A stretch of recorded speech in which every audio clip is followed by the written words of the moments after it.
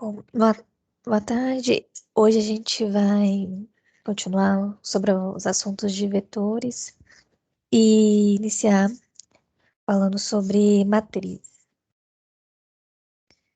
Primeiramente, gostaria primeiro de passar uma revisão sobre o assunto de vetores, para que a gente consiga dar aquela refrescada na memória e entender de novo, novamente, como que funciona todo o processo da utilização dos vetores, para que a gente consiga entender um pouquinho melhor como funcionam as matrizes nas linguagens C e C++.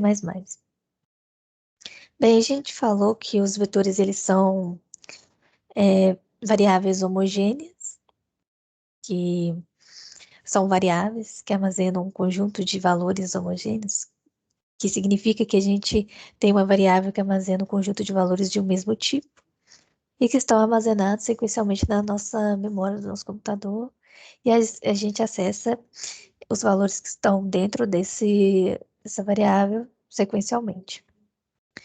E a gente falou também que os valores dentro dos vetores eles são indexados de 0 até n-1, então a primeira posição do vetor ela não é indexada como sendo a primeira, como 1, mas sim como a posição 0, e a última é a posição n-1 do nosso vetor, e possui um tamanho fixo. Aqui um exemplo que a gente viu, o vetor, um exemplo de vetor que armazena 10 valores, porque aqui a primeira posição está na posição indexada pela posição V índice 0, e a última posição, que é a 10ª posição, está indexada com o valor V índice n-1. Nesse caso, como são 10 valores, o valor de n é 10, a última posição é n-1, que corresponde à posição 9 do nosso vetor. A gente mostrou como é a declaração dos vetores, é igual, bem parecido com uma variável. A diferença aqui na hora da declaração é que a gente define o tamanho da variável, e nesse caso a gente define o tamanho do nosso vetor e o tipo dos valores que vão estar contidos dentro daquele vetor. Aqui um exemplo em que a gente armazena um vetor é um vetor de nomes, em que cada posição corresponde ao nome. Então, cada posição do meu vetor, eu vou ter uma string, ou no caso, uma sequência de caracteres, que vai corresponder a uma palavra, que no caso é um nome. Aqui um exemplo na posição 1, que no caso, lá na memória, lá na posição original do vetor, a gente tem a posição 0 aqui. Nesse caso, começa de 0 até n-1, até 0 até 49 lá no nosso vetor. Aqui, na primeira posição, a gente tem o nome João, na segunda, Pedro, na terceira, Carlos, assim e assim por diante, até chegar na última posição, em que o último nome é o nome Maria. Aqui um exemplo, até para ilustrar, porque a gente vai usar esse exemplo para poder usar lá em matrizes também. Um exemplo de um programa em que a gente pede para que leia um vetor de 10 números e leia um número x que conte os múltiplos de um número inteiro x no vetor e mostre-os na tela. E um outro programa que receba do usuário dois vetores, A e B, com 10 números inteiros, e criar um novo vetor denominado C, calculando C igual a A menos B, e mostrar esses dados na tela. Esses são tipos de programas que a gente pode se deparar, por exemplo, para poder manipular vetores. No caso, a gente vai ter aqui, como a gente viu algumas vezes para o cálculo de divisores, no caso a gente vai ler o número x e contar os múltiplos desse número x e colocar na tela e armazenar num vetor. No último, a gente vai ter para cada posição de A e para cada posição de B, a gente vai, por exemplo, fazer na posição A na primeira posição com B na primeira posição, a gente vai fazer a subtração desses valores e armazenar lá na primeira posição de C. A ideia é basicamente essa. Então, a gente precisa, né, que A e B tenham o mesmo tamanho para que a gente coloque lá em C, e C também tem o mesmo tamanho, para corresponder, para bater os valores. Na hora que a gente fazer a diferença dos dois vetores, para cada posição dos dois vetores, a gente vai ter lá o resultado em C. Então, esse é um tipo de manipulação que a gente usa dois conjuntos de valores, faz algum tipo de manipulação com esses valores e armazena em outro conjunto de valores o resultado. Aqui dois exercícios que para vocês quiserem tentar fazer. Eu vou abrir aqui para falar um pouquinho sobre eles.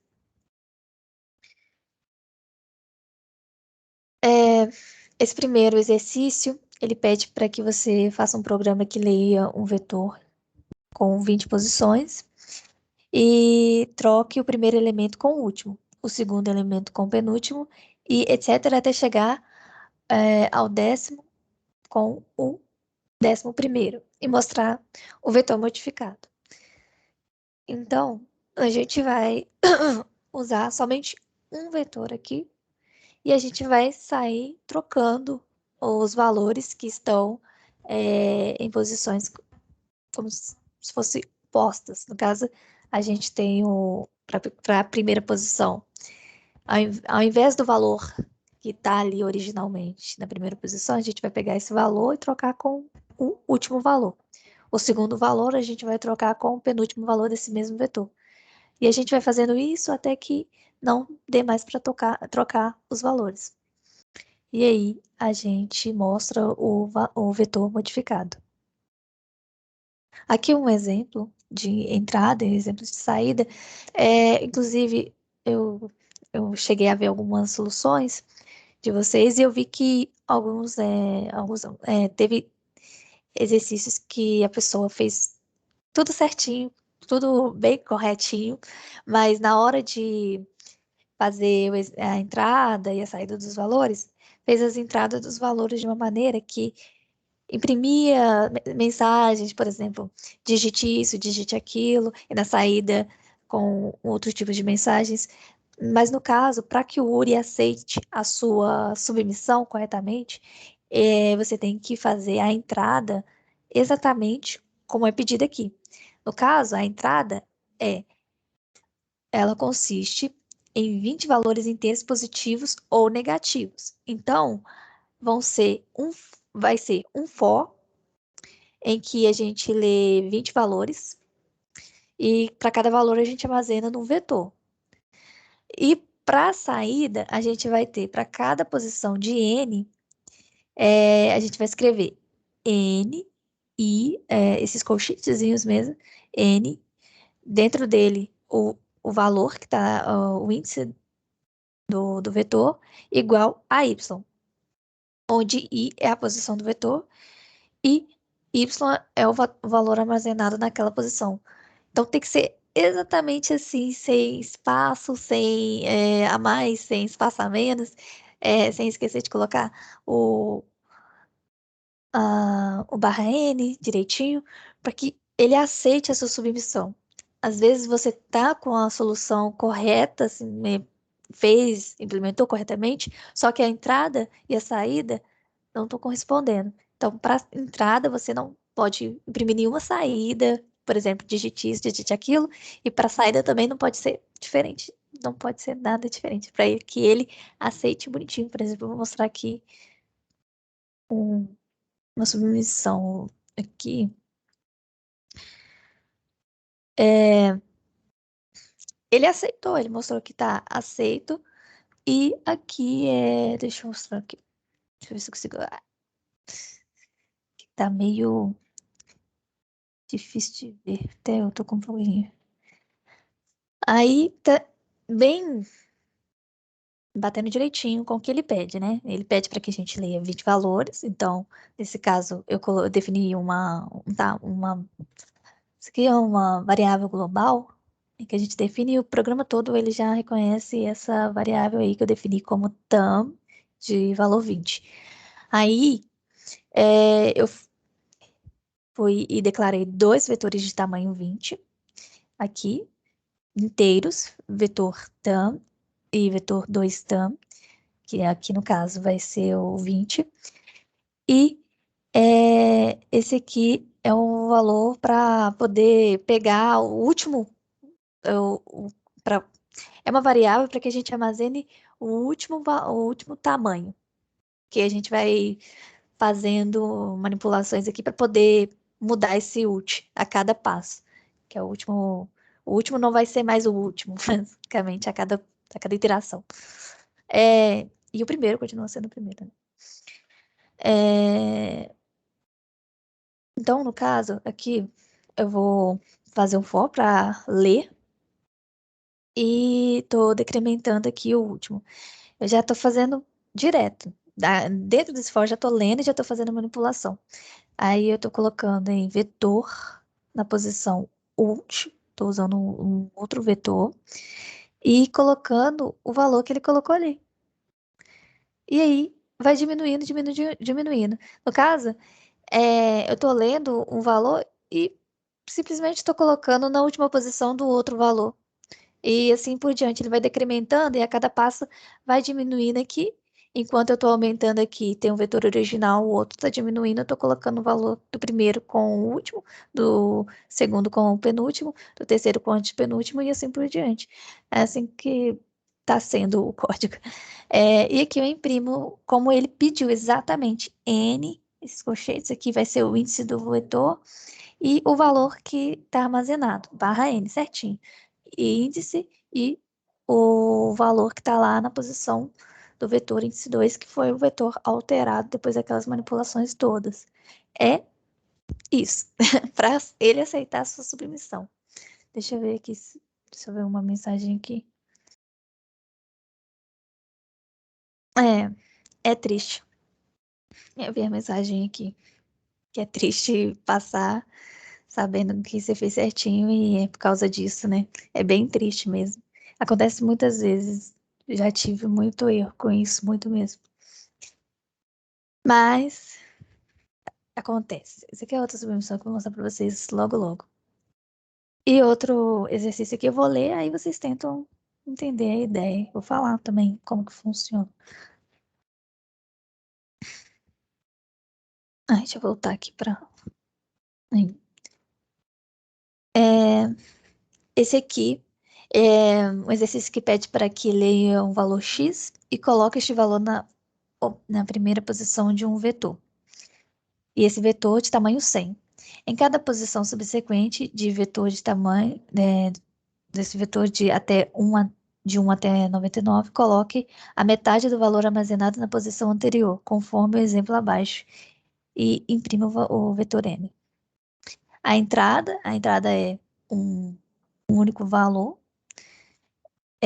de dupla precisão com 4 casas decimais. No caso, então, a gente tem um tipo de entrada que é do tipo float ou double, só que a gente precisa de 4 casas decimais. Então, a gente não precisa verificar na entrada se ele digitou 4 casas decimais. É só que a gente entenda que ele está entrando com um dado que tenha casas decimais.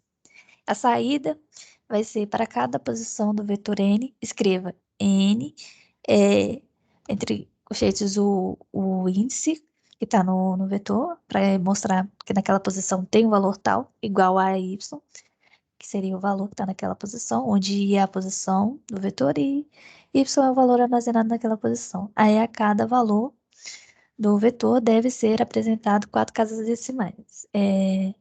Nesse caso, a formatação aqui pede para que seja exatamente igual ao que ele pede. Nesse caso, você vai ter que usar algum tipo de manipulação para poder imprimir 4 casas decimais corretamente aqui.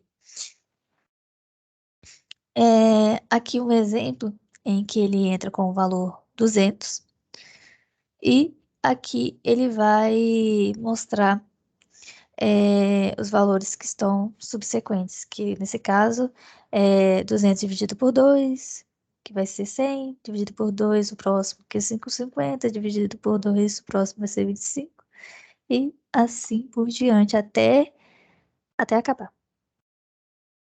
Não, acho que a ideia não é tão difícil assim, eu não sei se é, mas a cada passo a gente vai dividindo aquele valor que estava armazenado anteriormente e passando para o próximo.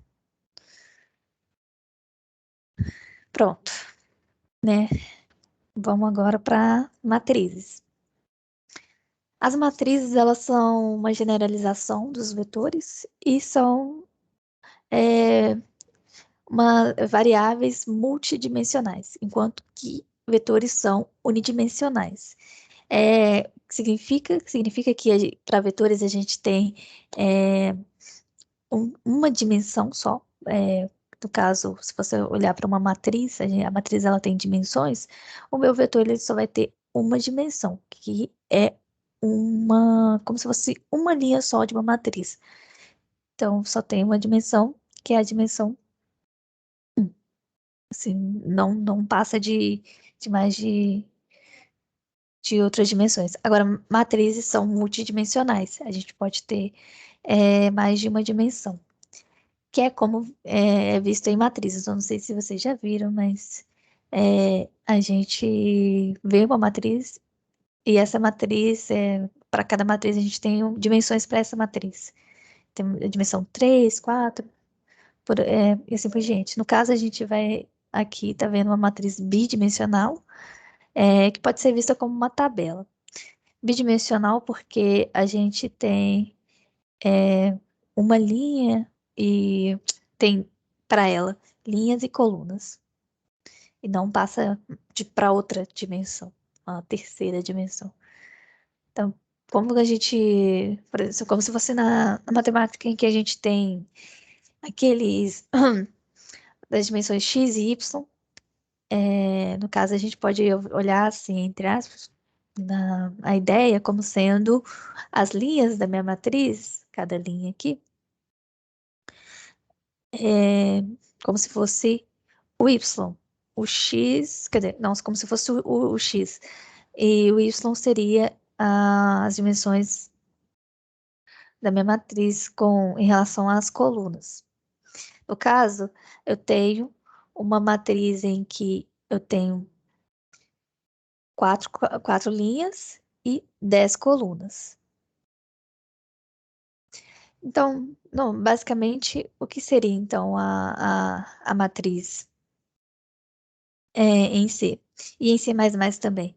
Ela seria vista como um vetor, cujos elementos são novamente vetores de mesmo tamanho e tipo. E, na verdade, o número de linhas corresponde ao número de elementos do vetor externo, e o número de colunas é o tamanho dos vetores internos que constitui cada elemento dos vetores externos.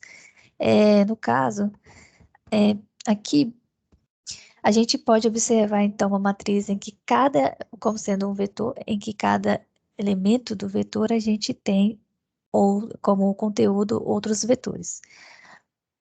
Aqui, se a gente observar, a gente tem para cada linha um elemento. Aí na primeira posição, que seria na primeira linha, a gente tem um vetor aqui.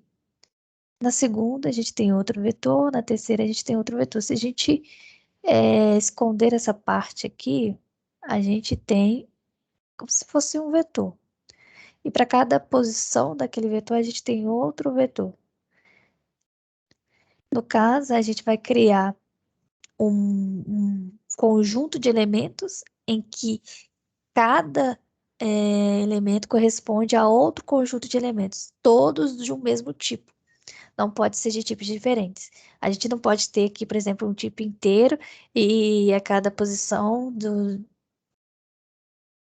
desse tipo inteiro a gente vai armazenar valores reais.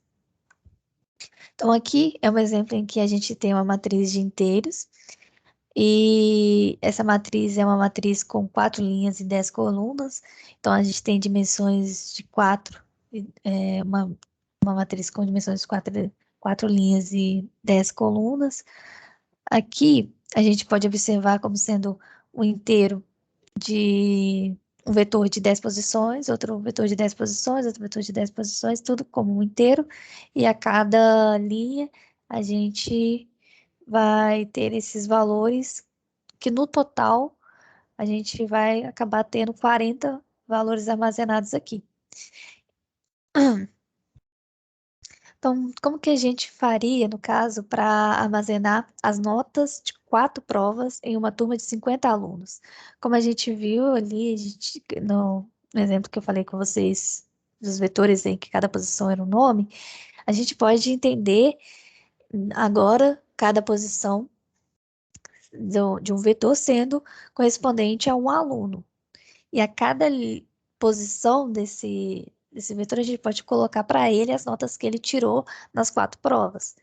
Então, aqui, ao invés de a gente colocar o char, ó, o char não, a string aqui com o nome, a gente pode identificar que a primeira linha a gente teria, por exemplo, as notas de João, a segunda linha a gente teria as notas de Pedro, a terceira as de Carlos, como é descrito aqui. Aqui, a gente tem na primeira linha as notas de João.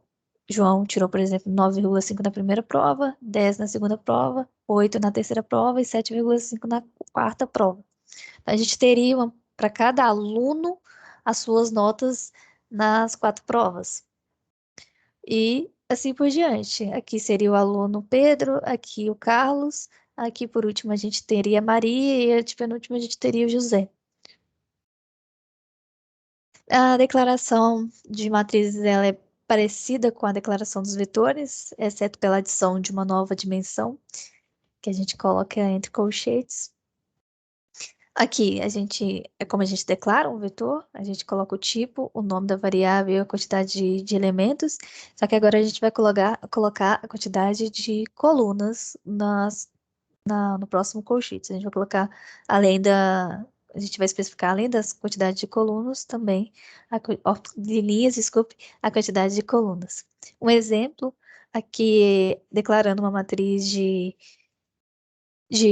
4 linhas e 10 colunas, a gente declara dessa maneira. Então, para cada posição da matriz, a gente tem um valor inteiro em que a gente tem no total 40 elementos armazenados aqui.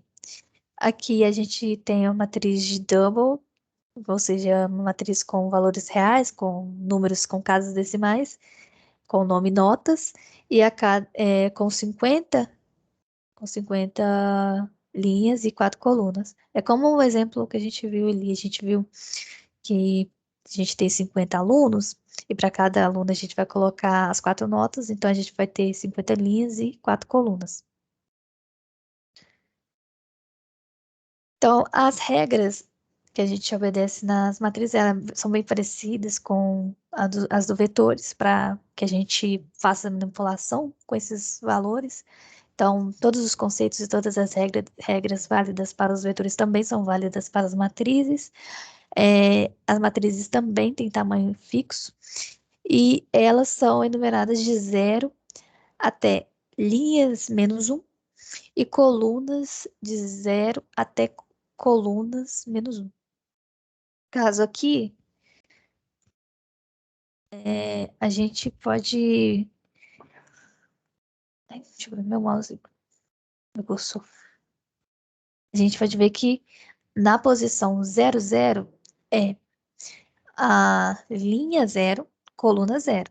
Ou seja, a gente sai de linha 0 até linhas -1, que é a quantidade de linhas, -1, e colunas 0 até colunas -1. Então, a primeira posição corresponde à linha 0, coluna 0. A última vai ser linha -1, coluna -1.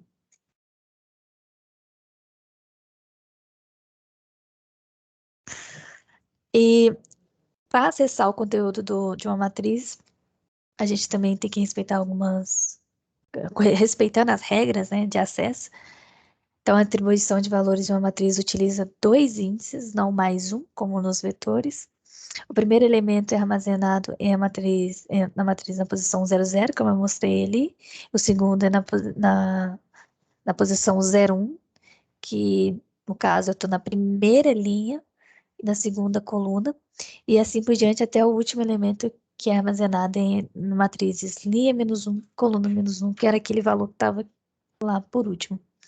Para aqui um exemplo, para atribuir o valor 3 na linha 2, coluna 5, escrevemos, entendendo-se como coluna 2 e coluna 5 no real, né? Lá na hora de armazenar, a gente vai ter que ir lá na linha 1, coluna 4, porque a gente trabalha com valores de 0 até linha -1 e 0 até coluna -1. E para atribuir o valor 28 na linha 9, coluna 4. A gente vai colocar matriz na posição 8, 3. No caso, linha 8, coluna 3, e coloca o valor 28. E para percorrer os elementos de uma matriz, a gente vai ter que usar duas estruturas de repetição, uma dentro da outra. A gente vai ter o fora externo que vai percorrer as linhas da matriz e o fora interno que vai percorrer as colunas de uma determinada matriz, que vão estar em tamanhos fixos. Então, a gente não vai variar esses valores, ficar mexendo. No caso, se você quer acessar todos os elementos, então você não vai variar com um tamanho que fica variando muito. No caso, a gente vai trabalhar com valores fixos, ou seja, são 8 linhas, então a gente vai percorrer as 8 linhas, são 10 colunas, então a gente vai percorrer as 10 colunas para pegar todos os elementos. Caso a gente queira acessar menos ou mais, então a gente vai ter que definir esse valor, respeitando que a gente não pode acessar índices que tenham valores negativos e nem índices que ultrapassem o valor da, das dimensões. Porque no caso eu não posso ultrapassar os tamanhos de linhas e nem de colunas. Aqui um exemplo em que a gente percorre. Normalmente nosso for, né, no caso aqui, vai ser o número de linhas e para o for interno vai ser o número de colunas. Aqui um exemplo em que a gente imprime os conteúdos da matriz com 4 linhas e 10 colunas. Então, a gente pode definir dessa maneira, a gente atribui aqui, declara variáveis para poder passar pelos valores da matriz, variáveis linha e coluna, e percorre usando for. Então, partindo da linha 0, enquanto a linha for menor que 4, a gente vai incrementando. E partindo da coluna 0, enquanto a coluna for menor que 10, vai incrementando. Nesse caso, como falei, a gente parte de 0 até n-1. Então, a gente não acessa a posição 4 aqui, vai ser linha, enquanto esse valor de linha for menor que 4, então ele não chega a valer 4. Então, vai ser até a posição 3. E aqui também, a gente acessa até a posição 9. E aqui a gente imprime os valores da linha, acessando linha e coluna. E aqui um printf /n para que a gente quebre linha a cada passo que a gente imprime o conteúdo aqui. Quando a gente acaba aqui, no caso, a gente vai fixar o valor da linha, por exemplo. Então, na primeira linha, que é a linha 0, a gente vai percorrer todos os valores de uma determinada coluna. Então, a gente vai percorrer esse fora aqui todinho. Quando ele acabar, ele vai acabar imprimindo uma linha completa. Depois, ele vai voltar a incrementar aqui e vai partir para a próxima linha. Ele vai fixar esse valor, por exemplo, aqui vai passar para a linha 1, vai fixar no valor 1, e no valor 1, com esse valor 1, a gente vai percorrer os valores que estão na segunda linha. Então, a gente vai percorrer todos os valores que estão nele. Então, a gente vai passar em todos os valores dessa coluna e vai imprimir aqui.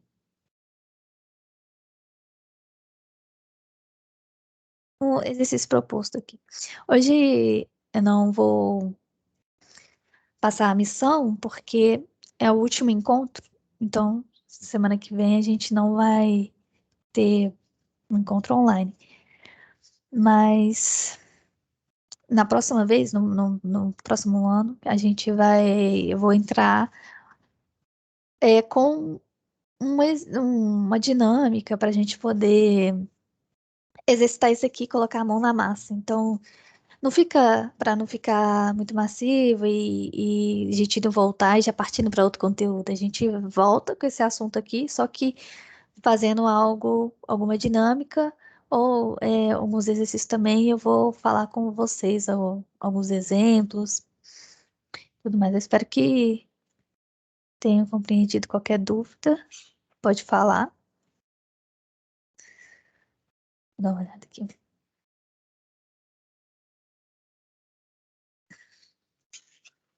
Pode parar a gravação, por favor.